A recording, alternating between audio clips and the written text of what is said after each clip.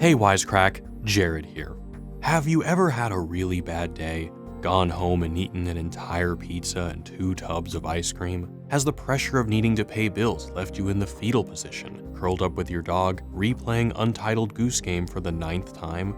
We've all experienced it at some point, being anxious, exhausted, stressed. According to the American Psychological Association, 77% of people living in the US regularly experience physical symptoms of stress. And if you've experienced the turmoil of being unable to sleep at night because of the thoughts racing through your head, there's a good chance someone's recommended you fix it by using an approach called mindfulness. At its most basic level, mindfulness is just concentration training, achieving a calm mental state by focusing on the present moment instead of fixating on the past or worrying about the future. The practice, touted by everyone from Oprah Winfrey to Paul McCartney, has turned into a $4 billion industry. It's the subject of numerous self-help books and online courses, and has even made its way into beauty products, wellness cruises, and spawned countless apps. But is this cure-all for stress too good to be true? While practicing mindfulness definitely has benefits, critics think it also might be turning us into self-absorbed zombies. Focusing on our breathing might make us feel better, but some think the way we're going about it might be making the world at large a little worse. And I'm not just talking about this. The Zen of Steam. How to form a golden crust around your spirit. So take a deep breath, focus on the sound of my voice, and welcome to this Wisecrack Edition on mindfulness. Is it deep or dumb? Mindfulness isn't new. In fact, it's very old. The modern mindfulness movement credits an essential spiritual practice in Buddhism called sati, which translates roughly to, well, mindfulness. The idea behind sati is to pay attention to sensory experiences in order to prevent unproductive thoughts and emotions from surfacing. Having correct sati or mindfulness is the 7th element of the Noble Eightfold Path that ultimately helps one achieve nirvana, transcendental bliss, and complete freedom from suffering, the spiritual goal of Buddhism. It's not to be confused with the Hindu practice of sati, where a widow sacrifices herself by sitting on her dead husband's funeral pyre. Anyway, the meditative techniques used to achieve sati are very similar to the ones therapists and self-help gurus teach stressed-out millennials and burnt-out executives, minus the ethical and moral principles that accompany Buddhism. So how did we get from this to this?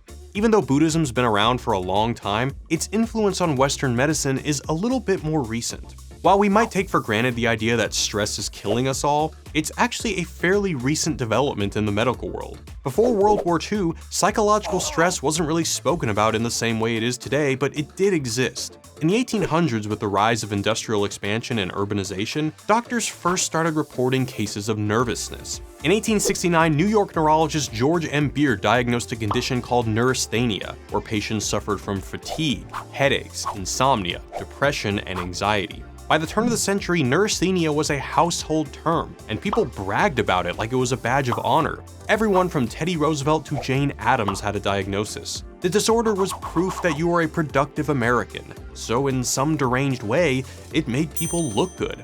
Those headaches and heart palpitations just meant you were working too damn hard. Of course, back then, men still couldn't show weakness, so treating their neurasthenia usually involved manly activities like working on cattle ranches or going on wilderness retreats.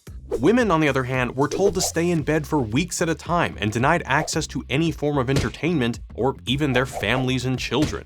Yikes. Eventually, neurasthenia fell out of vogue, only to be replaced by something much more vague: stress. The modern concept of stress started in 1936 with endocrinologist Hans Selye torturing lab rats on a Canadian rooftop. Selye would leave them out in the freezing cold, make them starve or exercise a lot, and then dissect them to see how it affected their insides. He found that all his various tortures actually caused the same physical effects. Their adrenal glands were different, they had stomach ulcers, and they were more susceptible to stroke and heart attack.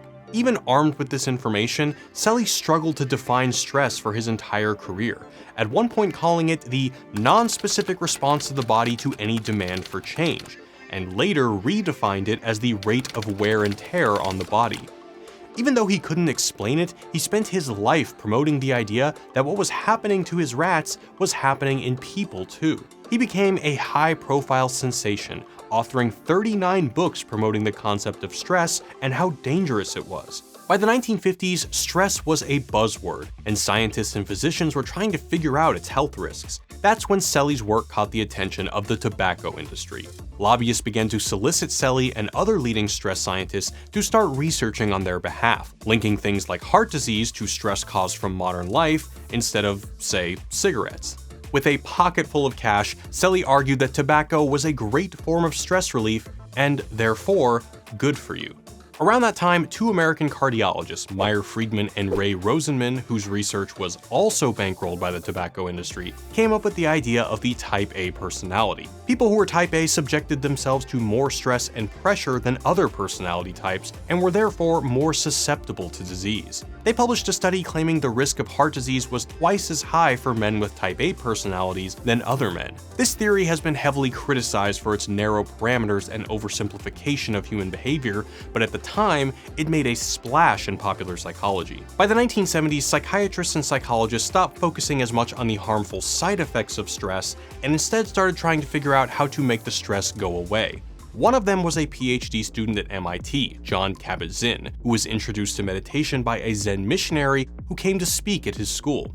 Kabat-Zinn went on to study meditation and practice yoga, and in 1979 he founded the Stress Reduction Clinic at the University of Massachusetts Medical School, where he implemented an 8-week program called Mindfulness-Based Stress Reduction, MBSR for short. After publishing a few books and being featured in a PBS special, MBSR started to become very, very popular. It's important to note that part of the reason mindfulness became so popular is that it works. Numerous studies have shown that mindfulness has positive effects on emotional and behavioral stress and even pain management. Focusing on your breathing can lower your heart rate, blood pressure, and muscle tension. Put simply, practicing mindfulness can calm you down and make you less anxious. While the science is still iffy, these seem like promising benefits, so what's the problem? As I explained earlier, the ancient Buddhist tradition of mindfulness isn't just about improving concentration. It's about awakening and liberating people from greed and delusion. But critics say its trendy counterpart seems to be doing the opposite. Mindfulness's greatest benefit might be for people's bank accounts. A search for mindfulness on Amazon turns up over 40,000 book results alone. So it's not surprising that some critics are calling the secular practice McMindfulness. According to the late psychologist Jeremy Safran, McMindfulness is the marketing of mindfulness practice as a commodity, a brand that promises to deliver. McMindfulness is the marketing of a constructed dream, an idealized lifestyle, an identity makeover. No longer a technique linked to its Buddhist origins, mindfulness is being packaged and sold as something you can buy to cure your burnout, to make you happier and more productive, and it goes way beyond the therapist's office. Silicon Valley has become a leader in this space, creating mindfulness apps and selling them as brain hacks. The company Headspace makes a highly successful subscription-based meditation app and is valued at $250 million. And there are plenty of others competing for your downloads. Calm, Aura, Breathe, Buddhify, one's even called the Mindfulness app. These apps all promise to help you find balance in your life through guided meditations and breathing exercises. Some even boast celebrity voiceover talent. For $12.99 a month, Matthew McConaughey will help you fall asleep. How often do we ponder the depth of the present moment? In his book, McMindfulness, Ronald Purser says this commodified form of mindfulness is a problem because it's too pragmatic. In an effort to make it more compatible with modern science and more consumable for the masses, mindfulness has been stripped of all its Buddhist context, and therefore stripped of its ethics. Much like a McDonald's Big Mac, mindfulness has been scaled and controlled, creating a global branded product that is easy to sell over and over again to anyone. Purser writes that, according to the earliest recorded teachings of the Buddha, even a person committing premeditated murder can be exercising mindfulness. It's just wrong mindfulness. Buddhists differentiate between right and wrong mindfulness, samasati and mikasati. Practicing right mindfulness means having wholesome intentions and positive mental qualities that consider the well-being of others as well as oneself. So an assassin focusing on his breathing in order to be less nervous when it's time to commit a murder probably shouldn't be bunched in with the kind of mindfulness practiced by the Dalai Lama. And if this sounds like a stretch, Purser notes that even Heinrich Himmler took his elite SS officers on a meditation retreat to a medieval castle. An assassin or Nazis using a meditation app might be an extreme case, but it shows us that practices to help keep you calm might not always be in service of the right thing. And this gets to one of the biggest criticisms leveled at consumer mindfulness. It places the task of managing anxiety on individuals instead of on society or organizations as a whole. Purser says that it makes us better adjusted cogs, which is great for large corporations and not so great for everyone else.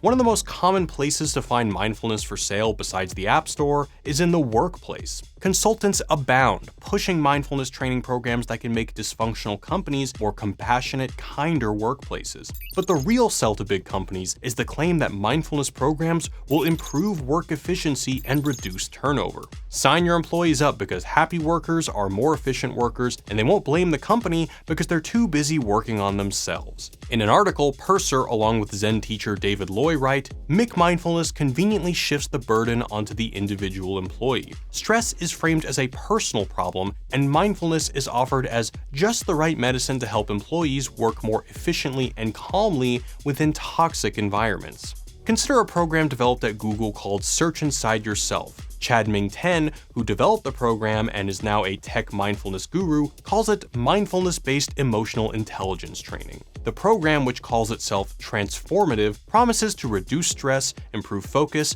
raise peak performance, and improve personal relationships. You can sign up for it in 50 countries and more than 150 cities around the world. According to Purser, the way mindfulness is employed in programs like Search Inside Yourself seems awfully similar to ones popular in the 1950s and 60s human relations and sensitivity training movements. These training programs were largely discredited, criticized for manipulating counseling techniques like active listening. Employees were made to feel that their concerns were heard, but bad workplace conditions stayed the same. The tactics they used came to be referred to as cow psychology, because content and docile cows give more milk.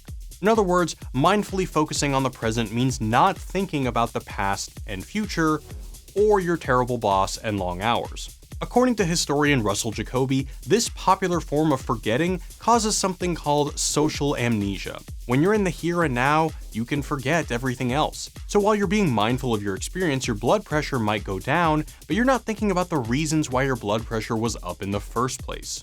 The obsessive focus on individual wellness has become a moral imperative. And I don't just mean taking a lot of selfies cuddling with your cat and cutting toxic people out of your life, although that might be your form of #self-care. Kabat-Zinn and other mindfulness gurus argue that this makes everyone more compassionate, and that if everyone practiced mindfulness, the world would be better. Kabat-Zinn's current work discusses efforts to inject mindfulness into global politics, helping people be more conscious and aware of the social and political issues that plague their neighbors. But the way mindfulness is practiced these days seems to suggest the opposite. Instead of becoming mindfully aware about the world's issues and how to solve them, mindfulness conveniently shifts the burden of making yourself feel better onto you, so that managing stress is your problem, not the world's. It's probably not an accident that Google's program was called Search Inside Yourself, not Search Inside Your company's shortcomings. Sure, you can make yourself feel better by focusing on your breathing, but that won't stop the Amazon from being on fire. It won't make wars go away, and it won't stop your boss from being an Mindfulness programs are a great way to keep workers focused on the therapeutic benefits of doing a 10-minute body scan, so they will forget to unionize. Quite literally, mindfulness has people thinking at best about themselves, and most of the time, about nothing at all. The argument that mindfulness has been co-opted by large corporations to placate their workers and turn them into self-absorbed zombies who buy self-help books is pretty convincing. But are mindfulness critics being too harsh? If the main criticism of mindfulness is that it's politically and socially flawed, that it breeds inaction and leads to the acceptance of the status quo, is there a way to practice mindfulness that could do the opposite? After all, we live in a society built on companies trying to compete for your attention 24/7. In such a world, is mindfulness not one of the few ways where we can push away the constant advertising and institutionalized envy and maintain some semblance of agency over our own psyches? And it's for that reason that we can't really confidently land on whether mindfulness is deep or dumb, because it works. What it works in service of is the question. Perhaps there's a balance, a way for stressed out millennials to center themselves and get more sleep so that they have the energy to tear down power structures and make their student loan payments. If people can become mindfully aware of the world beyond themselves, maybe that would benefit the world at large and not just big companies. I don't know. So what do you think? Do benefits of practicing mindfulness outweigh the negatives? Do we need to attach a code of ethics to our meditation apps? Let us know what you think in the comments. Thanks to all our patrons who support the channel and our podcast. Don't forget to subscribe, and we'll catch you next time. Peace.